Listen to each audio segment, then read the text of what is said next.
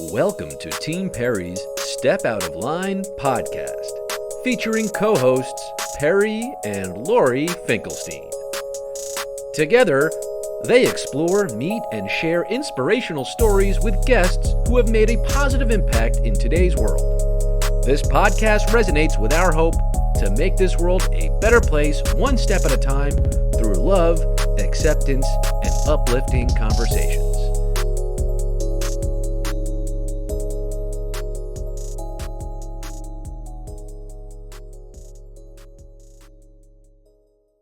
Sewn Adaptive is a big stepping out of line specifically for me, Lynn. I am neurodivergent. I am dyslexic, severely dyslexic, which most people in my universe don't know. And I haven't shared with anybody in my career until I started Sewn Adaptive, because I experienced a lot of discrimination when I made it known that there were things in my, especially technology working, that I would need accommodation. People are kind of like, and it wasn't until Sewn Adaptive that it's like, this is actually a part of me that, though it's considered a disability and it makes me process things differently than most, specifically with regards to design, it actually is sort of a superpower with regards to the rest of the world. So that is how I have stepped out of line with, or come out of the closet, if you would, with regards to being a part of the disabled community myself. I met you through Runway of Dreams, and we tend really not to alter any clothing. If it doesn't fit, we just return it. And then my son got married, and Perry wanted to get a beautiful dress, because why wouldn't she want to get a dress that was exactly what she needed and wanted? And she said, let's send it out to Lynn and she'll help us. And I was like, I don't know. We're sending the dress out. Are we going to get it back in time? I was very nervous about the whole thing. And the fact that we weren't in front of you doing it, it was going to be a Zoom call that you were going to assess everything. Perry was confident, so we went with it. And it was probably the best decision we've ever made, because not only did you do an amazing job sewing it, but you also listened to everything that Perry said, really listened to her, which nobody's ever done before. And then we happened to mention that some boning on the side was a little uncomfortable. And you said, well, let me take that out. Like, who's ever done that for us before? And she felt beautiful. A little backstory. So how I came to be into adaptive design was, I've been a costume designer for film and television for the last almost 30 years. Wardrobe styling and costume design. And so one of the things I have to do all the time is fittings, face to face, but you're still having to sort of assess the needs just visually. And, I've done it for a long time, so I'm pretty good at it. So I knew that we could do the virtual and have it be successful, because I do it all the time, just even standing in a room with somebody and looking at them and seeing what works, what doesn't work. But what happened is, I was doing a job for Circus Olay. I had just barely met Alex and asked him to help me and be a part of it, because there was a bunch of tailoring involved. And so we did that job together and worked really well. And then he got a call from production from Runway of Dreams out of nowhere. And they were like, hey, can you come and do these alterations here? Over the course of 48 hours is about 200 alterations for people with disabilities. They'll need to be, adapted. And so he called me and was like, hey, do you want to work with me on this thing? And and he explained it. Neither one of us had ever worked for the disabled community in this way. And, we said, sure. And as soon as we were in it, we realized just how little there is out there. And as designers, because it really, any design challenge that comes along, whether it's a silhouette, whether it's fit, whether it's the kind of fabric trying to, conform to a certain design idea, it's kind of like all the rules sort of still apply. No two bodies are the same. And so whether that, body is really taller than the averages or really shorter than the averages, or there is a need like a medical device or something like that, it's all kind of the same thing. You just come about different solutions. And so we were doing this work and we were, talking with the models, and they were all so excited just to be given an opportunity, which that that bothered me personally, because I thought this should be more readily available, right? For all people. It shouldn't be a special occasion that they're being allowed to be in a runway show. But we would just frankly ask them on any given garment by big brands, would you wear this? And like 80% were like, nah, it's not really my thing. And it was like, huh. So all this stuff is being made or designed, and it doesn't appear that the people who it's for have weighed in and have gotten to participate in, what's your aesthetic? What do you like to wear? What don't you have that you wish you did have? All normal, the same questions we ask anybody else. And so me personally walked away from that just going, the thing that I'm the very best at could do this. Like, I do this for film and television, but it's like, why not do it for people who are marginalized, who don't have access, who don't have people trying to design or letting them weigh in. And I knew it wasn't rocket science. Like, it wasn't a matter of, is this something that can be done? It was a matter of, has anybody even offered it? And we invited back all the models that were here locally to come to what was then Alex's factory, not accessible, kind of scary. And we basically said, come to the shop, bring whatever you want that you have that needs adapting.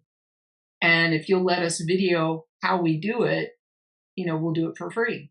And, we did like a dozen different models who had different disabilities. And it just felt like this is the most correct thing for me personally. This is what I'm supposed to do. When we were at Runway Dreams, where we met you in person, I felt like, Perry, we're with our people. These are our people. It doesn't matter where you go on that spectrum of disability. That is what I was identifying with in that first show, especially talking to models and having models, privately be kind of like, yeah, it's not that great. We're used to not being able to ask for what we need. We're used to people being apprehensive about, you're going to have to talk about something, disability, you know what I mean? And that for me was where it was like, I don't need to keep this a secret.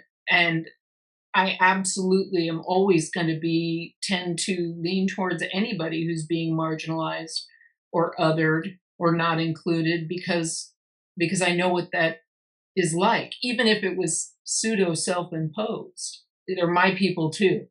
And it's like, I want to see everybody within the disabled community succeed. I want inclusion to not be hey, we're putting girl in wheelchair on our ad this one time. Look, we're inclusive. You need to be about being inclusive, meaning that's now part of any campaign. Represent everyone. Don't just, check a box. Do it because it's politically correct right now to be inclusive. So you mentioned initially that your disability, it works to your advantage in your field, your superpower. We want to hear more. How does it work to your advantage without giving away your secrets? I'm not worried about giving away secrets, especially with regards to adaptive, because I don't think gatekeeping in any way serves anyone. How it works to my advantage is the way that I process, especially in design, and sometimes it's kind of hard to explain, but it's almost like I see things, in color. I see things, silhouettes, and how they would conform or how they would fit on all different types of bodies and that kind of thing. I've come to learn that the way that I think with regards to being dyslexic is not like everyone else, and that I can visualize things a lot clearer than, say, somebody who isn't neurodivergent. So the ability to picture it before it's actually a thing and then execute it into that thing is kind of like, when I was diagnosed, it's like my genius level skill set. There are things that you can do that just regular folks just don't. How old were you when you were diagnosed? Were you a child? No, matter of fact, I was not diagnosed until I was like 35. I'm 57 now. School was just nothing but traumatic and a horrible experience. The whole scholastic career up to that Right. point. I mean, I had gotten into college and gone to college on, truthfully, I don't even know how I got in at all, but I'd never succeeded. I was the kind of kid that, failed every year, would go to summer school. As soon as summer school was offered, I would go to summer school, take the required course, pass with a D and advance to the next school year. I was held back a year when I was in second grade. There were all the signs of that there is something, amiss. But back then they didn't test like they do now. It wasn't until after I'd had children and was married and was trying to just do something to be able to contribute that I ended up kind of in unusual circumstances, but having a psychological testing done across the board. And fortunately, the therapist that I was working with happened to be like the expert in learning disabilities, like in the US. And she was like, well, here's the deal. There's no neuroses here, but you are severely dyslexic. So much so that I have no idea how you attended college. I have no idea how you got in. But the good news is you're officially legally disabled. And thankfully, it was late enough in life that the ADA had been passed. And I was able to go back to school for fashion design under the ADA. So all of the aspects of my disability that needed accommodations, testing, reading out loud, all kinds of things like that were accommodated. And so I went from a, DF student my entire life to a 4.0, and having everything. The one piece of advice that she gave me after she diagnosed me was, the thing that you do for fun, sewing, designing, she was like, that is the exact thing you should be pursuing.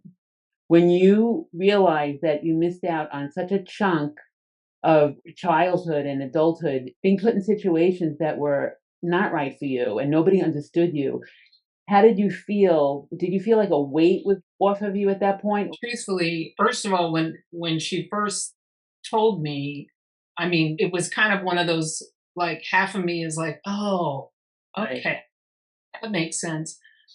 But as somebody who had been having kind of self-talk to themselves, they're up to 35 of, you're not good enough, you're stupid, you're lazy, all the things that you hear when you have an invisible disability because people don't know. That was my own personal self-talk. So it took a little time to kind of undo and stop doing that, for one. But, when I first went I actually registered for two different colleges. I registered for a college locally, and then I registered online for the Academy of Art University. And I basically took as many hours as you could possibly take for 2 years. That's literally all I did to get a degree, to finish and to not have to pay for it and have the disability accommodated. And it was such a different experience. But when I went in for my first meeting with my counselor, it was in the Disability Resource Center, and my counselor was deaf. And so just even the setup for me to have that conversation with her, that's where it hit me. Like sitting in that chair and having her have helped to communicate with me, and having her explain, like, here's all the different aids and what you can have. It hit me then where it was just like, oh, this is actually a disability. Like, I'm not like everybody else. There's nothing wrong with me. There hasn't been anything wrong with me like I thought, but I'm not like everybody else. And yeah, there were moments where I was sad, but then I was so successful immediately that it was kind of like, I'm Benjamin Button. I'm dyslexic and I'm doing everything backwards. I see a lot of parallels with you and Perry. I also have a combination for School was really hard for it's her. hard physically. I don't have like a learning disability, but physically it's hard. Like I had that instead of normally that like time and a half for like tests and quizzes and stuff like that. And I needed double time because I felt writing or typing so quickly in the amount of time that I had, and I was really like, this is why I need double time. And no one ever had double time before. Right. It's very rare to have double time. And that was a big fight, I think, for me. And just like realizing that I might be more in my head. Maybe I felt more disabled than other people. I knew I wasn't. I knew what I needed to do in order to see, which I did. But it's just like, why do you have to feel that way if you're in the disability office? Like your experience, as soon as you found out, okay, I have ADA guidelines that'll work for me, Yeah. they never worked for Perry as well as they should have. I think until college, she probably felt less than everybody else because she had to fight for everything. The only thing she had going for her at that point was she knew she was smart and she could work really hard. So once college came, that was it. Everything opened up for her because she had nothing holding her back. I think it's also the question, like, always going on in my head, are you too disabled or are you not disabled enough? Like, where does she fit in? Where do you fit in? I feel that a lot with being, open about my learning disability because, sometimes within the disabled community, it almost feels like there's a hierarchy, right? Like, you can't see my disability, so you don't know that I'm disabled unless I tell you I'm disabled. And then when I tell you what kind of disability I have, am I disabled enough to be a part of? I don't walk through your brain and you don't walk through mine, but I know that anybody who like drives with me in a car real quick realizes like, oh, I should be nervous about driving with her because left and right, you got a 50-50 chance that this one's going to get that right. People just have no idea what you have to do just to do whatever it is, your everyday everything. You said you have kids. How did your kids react when they found out that you had an official diagnosis and then they're like, oh, now we get it? Or, yes, we knew this all along? It's one thing when your mother, when you're little, is operating with such low self-esteem. There's definitely an effect. And what my kids have come to learn on their own from my experience is one, the negative self-talk. Like, what are you saying to yourself first and foremost? Is it really true or is it not true? Are you being in your head? And then, of course, there's the concern on their part when they see things in their own learning. Are they learning disabled? Do they have any of these traits? Is this something they need to look at? And the same, I'm also a grandmother. So my daughters have consideration with some of my granddaughters because of just how things are going in school and just being a little more aware. Unlike when I was going through it, there's more of a presence like that in elementary school where they will test. It's rare that you'll be held back now. They'll test first and kind of try to get to the bottom of it or at least have some way to accommodate it. Whereas when I was in elementary school and middle school, there just wasn't. I didn't realize I had ADD until I got older. And then it became evident when my son had it. When we're together, it gets even worse. I understood what he went through in school because I went through it and I literally had such a hard time with it to do well. And he was able to get kind of more assistance with it. But there's no one way to do things. There shouldn't be one way to learn. There shouldn't be one way to manufacture clothing so that everybody has to fit in this exact size. That's one of the reasons why we did what we did. Alex has a manufacturing background, and he knew right away that when it comes to adaptive, being incorporated in like big brands, especially like fashion brands, that's a scary proposition for them because it's like, one, it's a smaller population that would be purchasing these things. But from a manufacturing standpoint, you have to completely set up completely different to say make an adaptive pair of jeans versus the regular pair of jeans. And that's where most brands might put out a couple little things like the brands you see at Runway of Dreams. There's a few pieces within their giant collection of apparel, but never for any of us do we go out and buy anything, adaptive or not. There is no one size fits all. Now, how tailored do you want your things? Do you care? Do you not care? With people with disabilities, yeah, there's a lot of care that goes involved because there's some things that need to happen in order for them to function and wear those things. So we started by trying to approach brands and, again, they kind of have their backs, what they're willing to do. And even when they do that, are they willing to do it at a mass production level and make it available to all the people in the disabled community? And so we kind of thought from like a reverse engineering, it's like, well, what if they buy it from you, but they send it to us and we can adapt it so they can have that Free People pajama set that they love? We'll adapt it to accommodate whatever is that they have, their needs are, but we won't compromise the design that you, designer at Free People, set out to do. Did they go for it? No, but what I will say, and it's not that they wouldn't go for it, again, it ends up being cost. So I actually just had a conversation with some business students at Harvard, and it's kind of like Alex and I were developing this concept of doing this, and they, as part of their business school, like, were kind of coming up with a similar concept. And now the difference is they're backed and supported. Their questions to me were like, would you do this? Would you, partner? And I'm like, absolutely. Again, my whole goal is to make a difference. My goal isn't about, look at me, I help the disabled. No, my goal is to make a difference. My goal is for it to be that anybody in the disabled community can have whatever they want and feel as confident and as good in what they have as anybody else who purchases their apparel for the same motivation.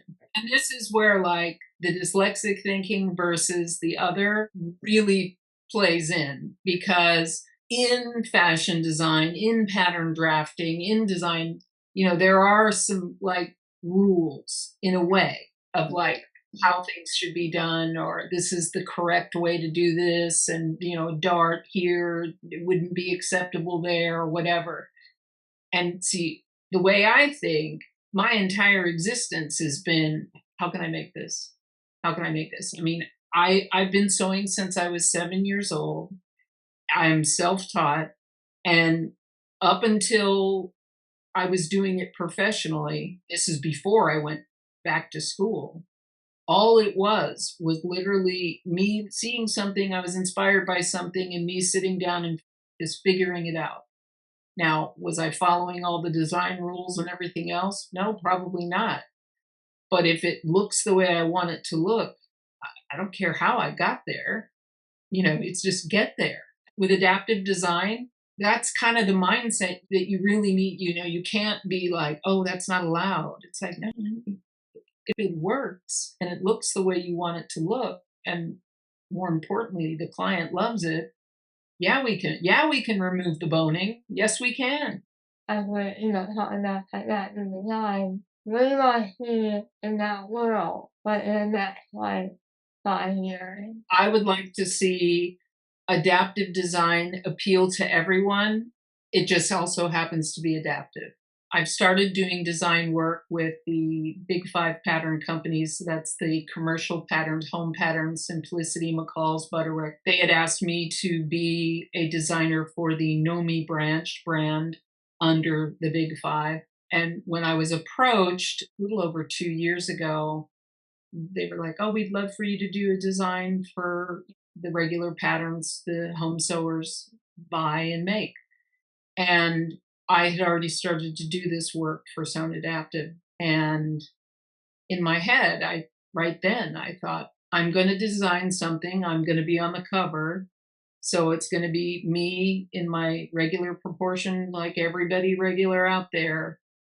But I will have made sure that the proportions are such that if somebody is seated, they'll have to make no adaptations. And so my first pattern came out, and that's exactly what it is. Now, for everybody not in the disabled community or even in the disabled community, to see the front of that pattern, it's just some blonde chick in a denim set. But the reality is all the proportions are so that if you're seated, it ends at your lap. You don't have all this fabric everywhere. It's lower in the back so that it stays tucked down when you're seated and in your chair. Just little things, subtle things. And again, this goes back to like the visualizing. Like when I design something for myself, I now always consider what it would look like on someone like Perry. Would this work? Is it going to get caught in the wheels? Is it going to be problematic? Because you can design, you can do anything. Putting in these different factors is no different than the process for people who don't have disabilities. Sometimes the solutions are just so obvious and so easy, and people are like, oh my goodness, like, it's like, no, it's literally not just designing for you or what you like or what you think is trendy. It's like designing with everybody in mind. So when we first started doing this, I was trying to find as many different options for closures for people with dexterity challenges. And one of the things I came across is the magnetic zipper, which is not, it's more readily available now. But when we started just a few years ago, it wasn't. And so I started to do some research to find out, because I'd seen it. I think Tommy Hilfiger was the first one for me to see him have it in his adaptive stuff in one of our first runway shows. And then when I'm going out and looking for some manufacturer, YKK, whoever would make one of these, I did a little research, and it was invented for skiers because your hands are cold and it's hard to zip your jacket up. But for adaptive, it serves a whole other purpose, even from little kids to people who are more senior and those who have dexterity challenges. Like, well, when you're really little, dexterity is tougher. And when you're older, it becomes tougher. So this is like a really great solution. Do you have any questions for Perry? What did you go to school for? So I went to school for marketing.